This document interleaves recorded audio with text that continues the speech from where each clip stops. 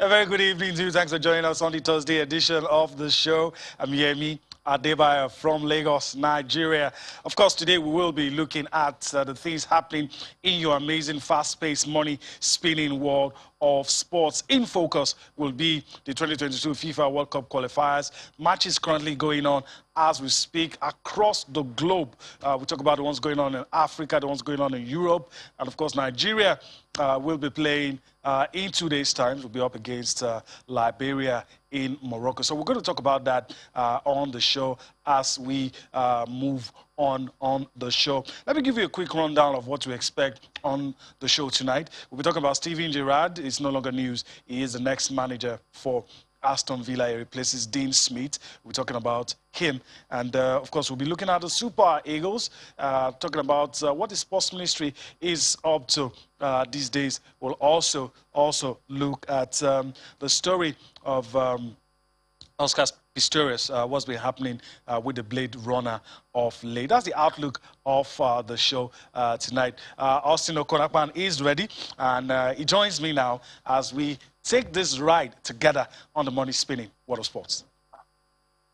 What a great it is to you, Yemi, and of course our viewers, journalists from different parts of the world. It's always a delight to be on this show to talk sports. Yemi, so much going down in our world of sports with Super Eagles of Nigeria. I don't know about you or even myself, but I'm sure Nigerians, they want a win or a win against Liberia. No more excuses. Give this round of qualification a grand finish so that for the next crucial phase, you can be feared to an extent, you know. So we'll talk about that one on the show tonight. I'm also excited to talk about that information that came from the Ministry of Youth and Sports Development saying that they will work with the Nigeria Football Federation as regards making sure that that 10-year football master plan in Nigeria will be materialized. That should give us a good conversation, Yemi. Yeah, it should. We'll talk about that, the pros and cons. We'll look at it, and it's a good idea. I mean, it has to be said, and I hope it will be workable. All right, Austin, where do we start the show tonight? Let's give our viewers a slice of judo. There's going to be an interesting discussion later on. Hopefully, the Super Eagles media officer gets through for us. We'll have a conversation with him. But first, let's start with judo in Nigeria. Of course, we continue with what we've been doing with the sporting federations, the newly elected presidents, the ones that are re-elected into the board. We've been looking at some of their activities, and some of them have been telling us what they plan to do. Case in point tonight, we're looking at judo. Let's quickly listen to Musa Oshodi, the president of the Nigeria Judo Federation, talking about the development of the sports. We'll come back to talk some more on sports tonight. I told some people the first thing is to get it right. And what do I mean by that? We have to look into what actually went wrong. And the technical committee has been set up to do that. So with that, we'll be able to provide a solution. But just like I said, whatever you want to do, you need something to drive you. And what is that fund? And that's why a sponsorship committee will be, set up to look into that. Because we have to take judo back to the grassroots, like I said. If possible, even to the level of primary school. With that, we'll be able to, get future proof for the aging judoka. So when they transform to that level, they'll be able to make us proud. But I want to assure you that we are going back to do the needful at the grassroots level. We have to start early. It's not when it's almost to the game, that's when we start preparing. That's one of the things that really increase chances. You understand? But like I said this time around, I promised the entire country, particularly the stakeholders, that we're going to start early. Our preparation will be early. We'll start involving in the qualifiers as early as possible so that I can project our opportunity to get to the Olympics. Yeah, we're going to start early. That is just the summary. We have, I keep on saying we have a lot to do. But the most important thing to get it right is funding. So that's my primary agenda, to secure appropriate funding for the federation. Because we have a lot of championships. And like I keep on telling you, it's not only about championship. When you are only engaging the athletes, you are not engaging the coaches, you are not helping those athletes. You are engaging the coaches, you are not considering the referees. How are they going to give you the right people that will represent you in the country? So it's not only about championship. We're going to organize seminars, workshops, not only even for the stakeholders. Well, the journalists will be included so that you know how to report judo. When you report judo, you give judo good image, and that will certainly on its own draw sponsor. All right, a lot to unpack from what he said. A smile came on my face when he even talked about the journalists. He talked about our own area and, you know, to help us to know how to report the sports. But, I mean, there's a lot to unpack, like I said. He talked about starting early. He talked about going across the nation. Talk about their plan to see us get to the Olympics. Talk about the issue of funding, trying to get a lot of people on board. You know, he said all the right things, and I'm just hoping that years down the line, this same level of enthusiasm is what we're going to see from him and his board, and hopefully it will translate to results. That's right. I mean, it should go beyond talks. We want to see action. You know, this is it sounds like a good 4-year developmental plan. So we need to watch the Judo Federation and see if they're just doing another round of talks or they are prepared to actually work. I love when he said it goes beyond competitions. You know, I faulted the aquatics president and the weightlifting president the other day on the show when they just talked about competitions. So some federations are just about competitions, but he said they would do seminars, workshops, find ways to train the coaches, you know, take proper development. He mentioned the schools, and you know, we've said that with the martial arts these days, we don't have much struggle to get kids into it because parents are beginning to, you know, get their kids involved in taekwondo, judo, karate. So you see, at that level, all you need to do is to pump enthusiasm, keep the interest going, develop programs, do things that will spark more followership for the sport. So hopefully, look, I mean, I know we've heard all of this time and time again, you know. We don't want talks, we want action. So Judo Federation President Musa Oshodi, we will monitor this federation so that next year, I mean, you and I can ask questions. Oh, you said you're going to do this and this and that, and you haven't done any. That's what the media is positioned to do so that they will sit up and go beyond talks. Yeah. That's interesting. He also talked about doing the needful at the grassroots. That also made me happy. Brought a smile to my face. You talked about this period we are in is a good opportunity for federations that their sports are related to combat sports to latch on to the popularity that is catching on like wildfire now. There used to be this barrier in times past. Parents thinking, oh, this is too dangerous. But maybe now that we're having champions left, right, and center, and all of them changing the story of their family. So a lot of people see that, look, we can channel the energy these guys have to being productive.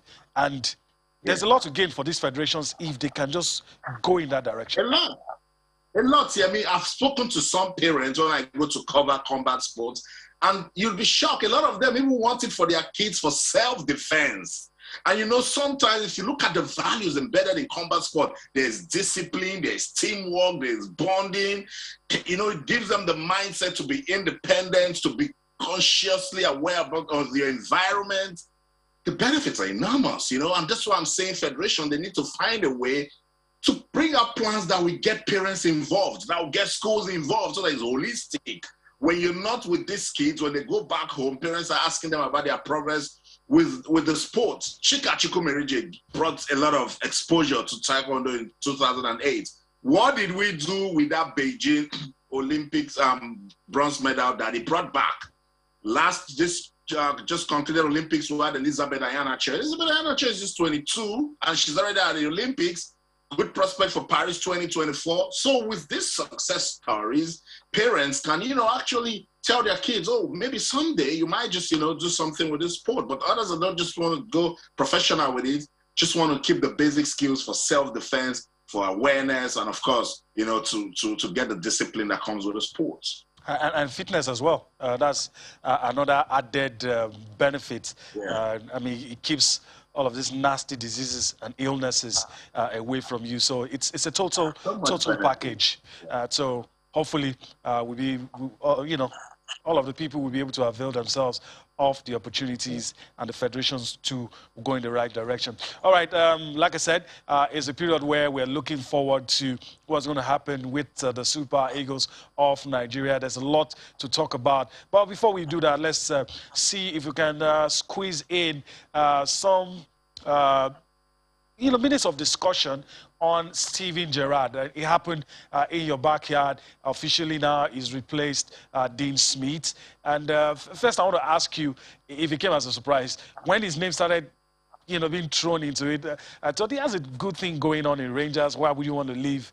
Then I remember Brendan Rodgers, too, left Celtic, came to Leicester. Maybe he's a bigger draw. It's the English Premier League, and it comes with so much vibe, so much buzz, and at this level, for every coach, particularly coaches will still try to make their mark, just as Steven Gerrard coming to, the English Premier League. It's something that they always aspire towards, and with what I'm getting right here with this coming to Aston Villa by Steven Gerrard, a lot of his teammates like it, and they believe that it puts him in the right place in terms of English football coaching, management, and look, whether you like it or not, is win-win. A lot is coming back home, and that's what they want. But Aston Villa last season, they were, that team that produced some shocking results. Beat Liverpool mercilessly, got points off Arsenal, Chelsea. They were, getting points off the big guys. But I don't want to say it's because of the leaving of Jack Grealish. I think there's still a team that can do one or two things, and Steven Gerrard is coming at the right time, where we haven't gone so much. It's just 11 games played. It's going to be a very difficult job, no doubt. I'll tell you this. But the fans are excited. His circle, his friends in the coaching are circle. They're excited. They like the fact that Steven G is back home, doing this with Aston Villa. And let's see, you never know. Maybe in January, you'll be shocked he's going to somewhere even bigger again. These days, football is going beyond the players. Or seeing coaches making big moves. Xavi just left a small club to the great Barcelona, where he's a legend. So it's a welcome party for Steven G, and I can only wish him the best. All right, let's still talking about Steven Gerrard. We'll talk about the next 6 games he's going to play, and of course the quotes, some of the things he said immediately after he got his job. But you talk about the guys surrounding him. Gary McAllister, one of the guys, Liverpool legend in his own right as well, is one of his assistants. They're coming to Aston Villa together. But the question on everyone's lips is, when you look at emerging managers, there's always a job that decides where they go, whether they stay up or they're just average manager. And I think this job is what's going to define Steven Gerrard. If he does well, he's going to start climbing up the ladder. If he doesn't, then you're going to have him taking on teams like Norwich and all that, because that's usually the progression of managers. There comes a job. When you take it and you do well, you're going up. When you, but let me just quickly run through what we have on your screen, and I'll get your thoughts. Austin, his first game is going to be on November 20. After the international break, he's going to face Brighton. Crystal Palace comes next. It's going to be away. Manchester City at home. Leicester City at home. Liverpool away. I mean, Steven Gerrard against Liverpool. The fans will be torn, but we'll see what happens. And then Norwich on December 14. And you look at these games, Austin, and you see about 3-4 winnable matches on paper. Yeah. 3 or 4 winnable matches on paper. So far this season, Aston Villa, they've just been lukewarm. Maybe what they achieved last season was a bit overwhelming, and they didn't find a way to consolidate on that with a good start, or even find ways to improve on the team. Particularly when you lose a good a playmaker as Jack Grealish, you must find a way to bring in 1 or 2 influential players that can make a difference. But I love the fact that it's not really starting with tough teams. There's Brighton, Crystal Palace. They've been in good form lately.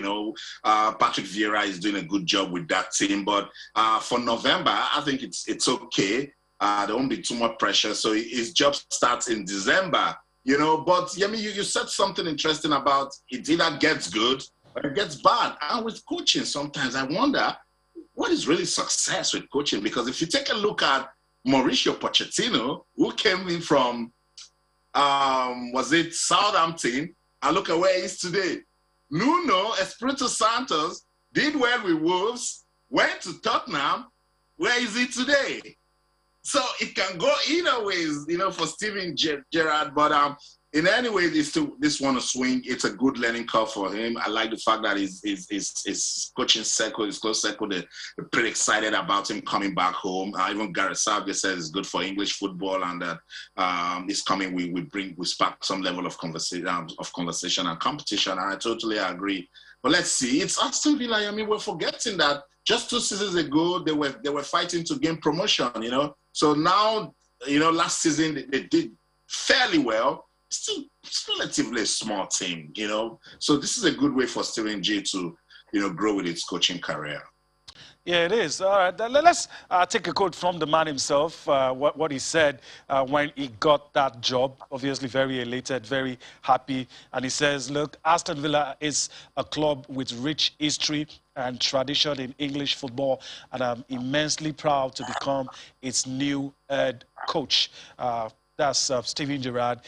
In my conversations with Nassif, Wes, and the rest of the board, it was apparent how ambitious their plans are for the club, and I'm looking forward to helping them achieve their aims. Steven Gerrard, new Aston Villa manager, obviously very ready. And Austin, I guess, he also knows the challenges ahead. The manager before him was well loved, well celebrated, some awards are under his belt. And like you said, lost Jack Grealish, and everything went downhill from that moment. That's football for you, Yemi, you know, and I think Dean did a good job, you know, but hey, football and coaches, you know, they are in the middle. When they're friends, they're friends. When they want to become enemies, they become enemies, you know. So he has done his time. I think he's a guy who can actually still do well with a team that is upcoming and make a difference with them. But sadly, his era is over at Aston Villa, and Steven Gerrard is there now. Hopefully, they will try to get their season back on. You know, they've not really, you know, find the momentum that they've been looking for. Maybe with this new man, there's a breath of fresh air. I was talking about him. He's a Liverpool legend. He's a Premier League legend, and he has gone to Rangers. According to some of the guys I listen to on TalkSport, they say he's gone to do good internship, and now he's back home to see if he can get the work going. So we'll see. All right, we'll see. Well, also, you talked about the England manager, Gareth Southgate, and he says it's going to be a good one for Steven Gerrard. Let's listen to Gareth Southgate, of course, his immediate reaction after receiving the news that his former teammate, Steven Gerrard, is the manager of his former club, Aston Villa. Well, firstly, I was very disappointed for Dean Smith. He's done a brilliant job at Aston Villa, and he's an excellent manager, so I wish him well. It's nice to see another English manager in the Premier League as well, and with Eddie going to Newcastle, two English managers appointed this week. Stephen's always had fantastic leadership qualities. I was probably a more senior player. I'd have been 30 when he first came into the England squad, and around Euro 2000. He was always a talent, but he always had great drive. We know the number of games that he's led for club and country where he made the difference in really important moments. So he's had a fabulous start to his managerial career. He leaves one massive football club to join another. And I'm sure it's a challenge that he's looking forward to. It's a great opportunity for him, and a chance to test himself in a league where every week there's a different sort of challenge and a high-level challenge. And of course, first thing to stabilise the club, but it's a fabulous football club. We've been talking about Steven Gerrard, the new Aston Villa manager. We also listened to comments from his former teammate and current coach of the Three Lions of England, Gareth Southgate, who also, by the way, was a former captain of Aston Villa. All right, Bolu Omoni joins me now, and greetings to you, Bolu. Thanks for finding out time to be with us on the show tonight. Good to be again, and I enjoyed the conversation earlier, and I think I agree with Southgate on Stevie Gerrard. The first thing is to find a way to stabilize, because apart from Grealish, they literally to have everyone available. Unfortunately, results have not been going their way. Well, results have not gone everybody's way this season in the Premier League, so I think it's still early days. It's still good. 2 points ahead of relegation zone, but it's still not too far from the top. So it's first assignment, stabilize the team, and see if at all at the end of the season you can get close to the Conference League. 3.5 years means they trust him enough to give him time to solve the problem. I know Austin is still with us, and Austin has his views. I have mine too. Is it a risk? He has something good going with Rangers. Now this one, but like Austin said, and I tend to agree with him, it's the English Premier League. Yeah. The Leo. He's just, that was where he always wanted to be. Now he gets the opportunity. But you know, some people will say, why get your opportunity, start pre-season and do that? But you never can tell when the opportunity will come, though. I think his love is Liverpool. But from what we can see now, Jurgen Klopp doesn't look like someone that's ready to leave Liverpool. Anytime soon. If the German job was still vacant, you think, well, maybe he will go at the end of the season and Gerrard will come in. But this is another opportunity for Gerrard to put himself out there. If he does well with Aston Villa, even if Klopp is still winning, everyone will start thinking, well, our homeboy is here, let's give him a shot. And like what the difference between him and Brendan Rodgers after being close to winning the treble and decided to leave. Leicester is a team, they got themselves to the top. If they don't make top four, they make the Europa League. But it's not the same thing with Villa. But again, we've seen teams who were crumbling and someone else takes over mid-season and they change. If things work well for Gerrard, definitely it will even leave more room to English managers with, you know, Premier League has been dominated by foreigners. So maybe Gerrard's success could be the turnaround for English managers. We never can tell. But there's Conte, there's Guardiola, there's Klopp, there's Tuchel. There are lots of guys that Gerrard would definitely battle it out with in the Premier League. Now, Emery almost made it back. And Arteta is also there. All right. It gets interesting. All right, let me just go to Austin now, and we'll continue with the conversation. Austin is all smiles. I don't know, maybe you want to give us another perspective to it. Bolu feels if Gerrard succeeds, he opens the door, creates a pathway for other English managers, because these days, foreigners tend to be the ones grabbing the headlines in the English Premier League.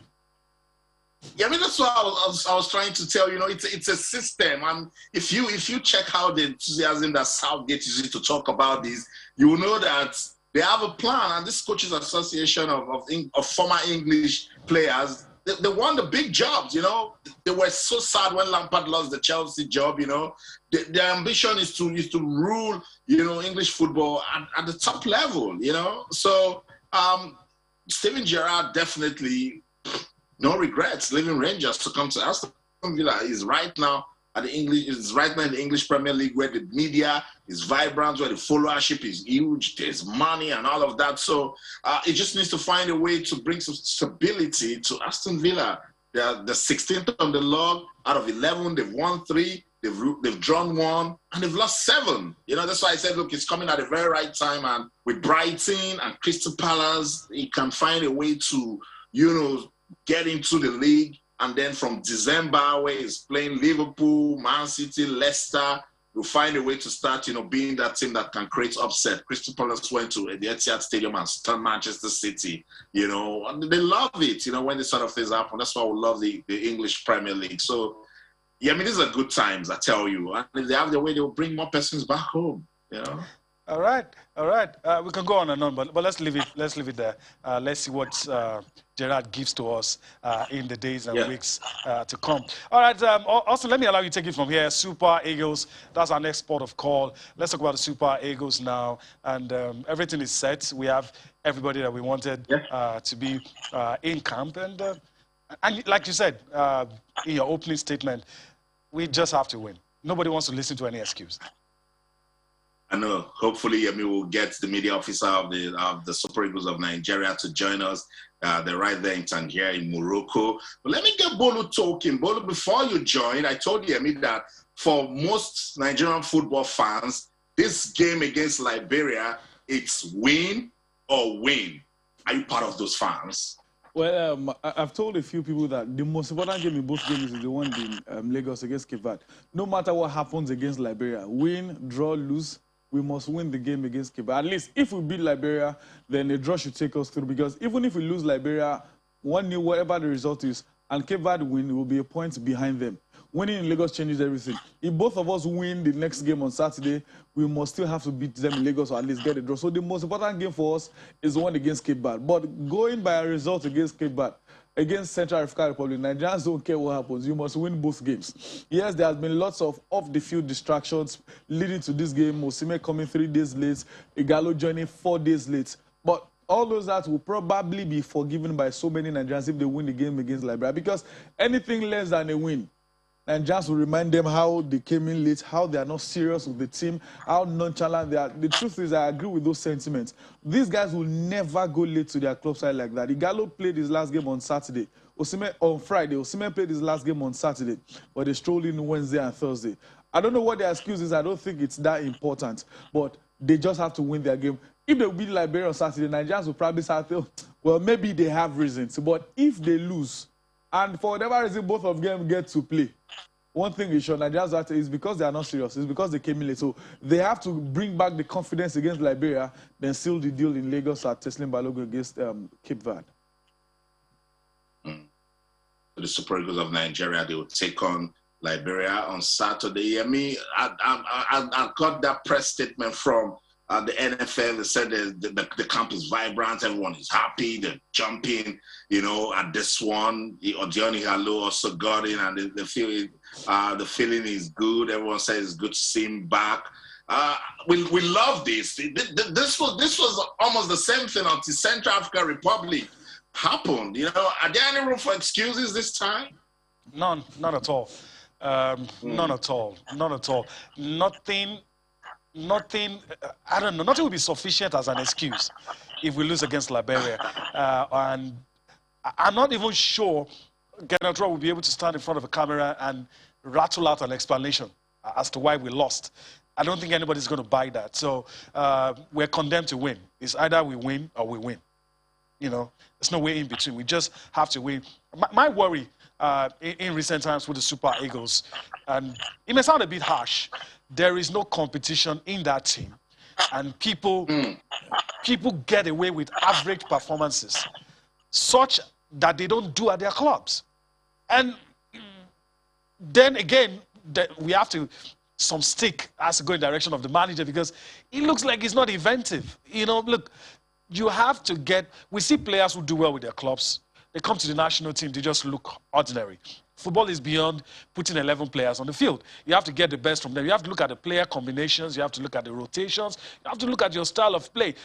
You know, and the last time we were having this discussion, I told you about the big teams. If a player is making his debut for France, England, and all those, you wouldn't know. Because there's a system. It comes in and it fits into that system. And that's why you have 5, 6 injuries and a team is still looking the same. There's a structure. And when the coach decides to change his strategy or whatever it is that he's trying to do, it selects the personnel that will do exactly what is needed to make the system thrive. And that was a player that devised opinion on Paul Onuachu, and one of the statements the coach said was, well, we don't need to adjust our pattern to him. He needs to adjust to us. And I consider that laughable, really, because you have to use what you have. You have to use what you have. You invited the player, so you must find a way to make good use of the player. So if you're not going to use him, don't invite him. And if your system is not working, find what works. And you see Victor Osimhen, all of these guys, good as they are, they are close. They just come, start chasing the ball around, and you're like, what's going on here? Then you see some players in the midfield where we think the problem is, and they just give you average performances, and they get away with it. Let me get Bolu talking. Bolu, Yemi is getting me scared. I'm worried, you know, with all of this analysis is just given, you know, because, guys, I'm not looking at this phase of the qualifiers. The next phase is the actual qualifiers. You know, so Bolu, with everything Yemi has been saying, is there cause for alarm? Well, it's hard to disagree with what Yemi has said. Let's put it in context. Look at the Spanish national team. Their national team, under 20, under 17, their women's team play almost the same way. When the French national team check them all through, so the pattern starts from the national team and it shows, or it trickles down to the age grade football. But Super Eagles, we don't even know how we play. Immediately they changed this new format I've been telling people I'm scared for these qualifiers. They'll be like, yeah, we are good enough today. People say they will be seeding in the final phase. I've not read anywhere where they wrote they will be seeding. Until I read, I don't believe they're seeding. So what I believe is we can play anybody. It means Super Eagles can face Egypt, we can face Algeria, Senegal. On paper, those nations are far better than us. They play better football. You can see how they play. Algeria play like the North Africans. They add muscle to their gameplay. We saw it against Senegal at the last AFCON. They out-muscled Senegal. They out-muscled Nigeria. So you can see how these guys play. You can easily say, this pass will go to Mahrez. This pass will go to this guy. But we can't pick out how we play. Yemi's talking about Paulo Nacho. You have to play to the strength of the players you have. You can't have players that can prosecute 4-4-2 and say, no, I must play 3-5-2. No, it would show. We have wingers that cannot cross the ball. If you don't have anyone that can cross the ball, they don't call Onacho because his strength is in the crosses. Or you pay him with Osimhen, where Onacho has good hold-up play, can drop the ball for Osimhen, who is fast and has perfect positioning. But it's more like, oh, you are good from the wings. You can cut, guys, go there and go and play. It is hard to pick out coaching in this team. And that's my fear from the final phase. No matter what happened, I'll be much, much disappointed and shocked if we don't get out of this group.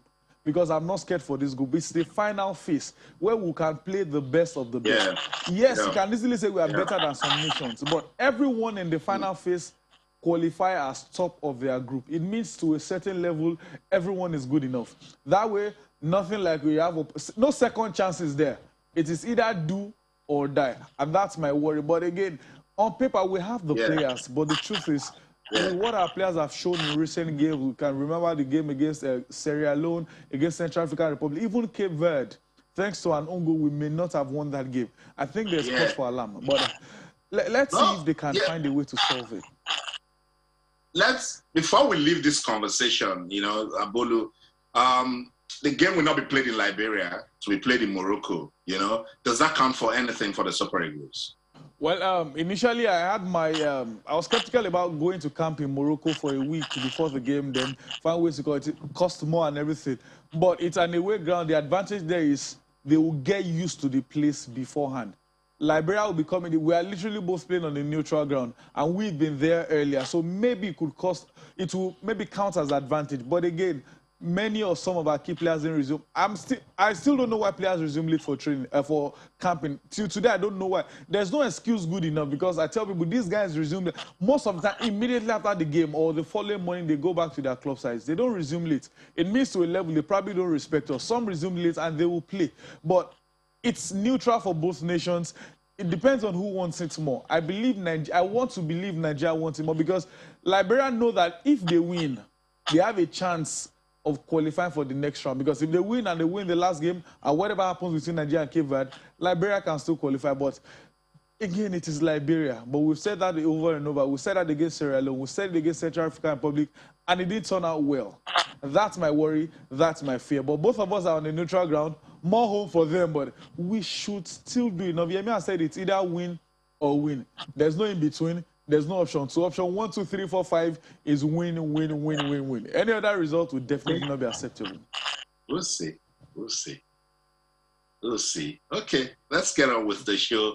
Let's bring the discussion back home now, and talk about where everything starts, planning, particularly long-term planning. Everything you talked about, that we don't have a style, sometimes you worry that the coaches are not inventive, everything starts from home, So the Ministry of Youth and Sports Development has said that this 10-year master plan, we just hope that it will not be another large document that they will put, right there in the ministry. The 17-man committee they've been inaugurated in Abuja, and the ministry says they're working with the Nigeria Football Federation to ensure this works, and I think that's the way to go.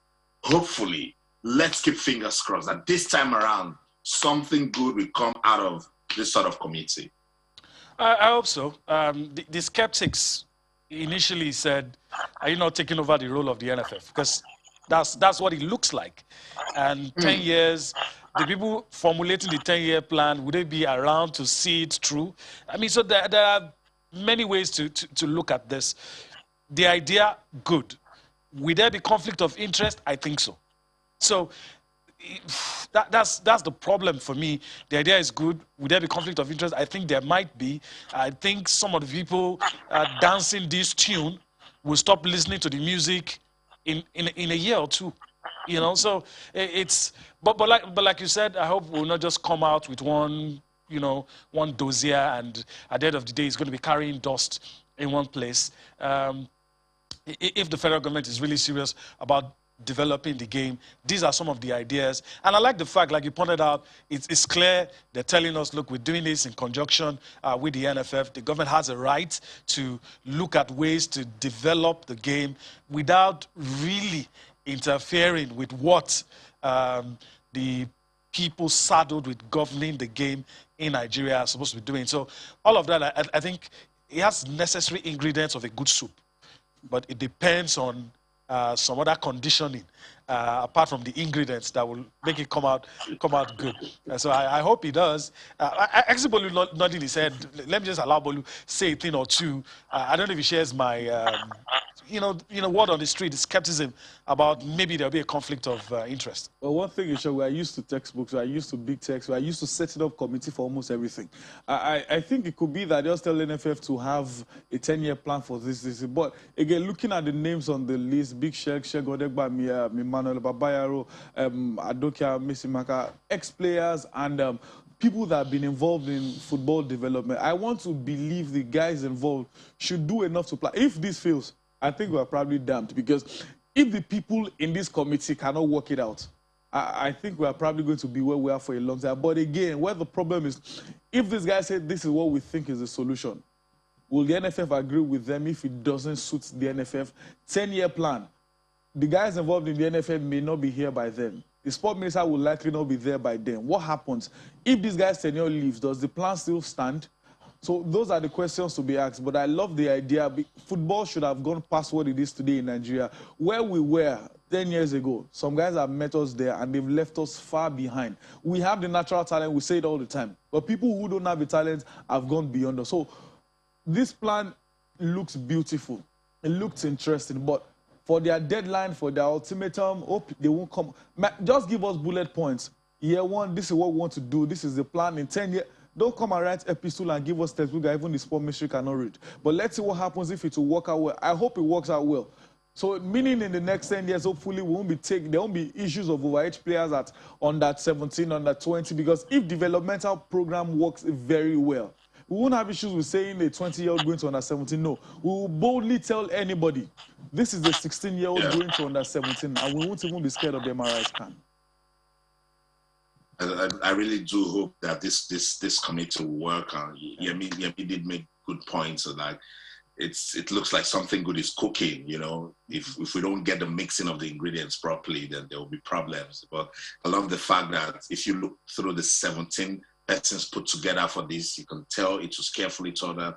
Former chairman, then it was the Nigerian Football Association. Ibrahim Galadima is the chairman.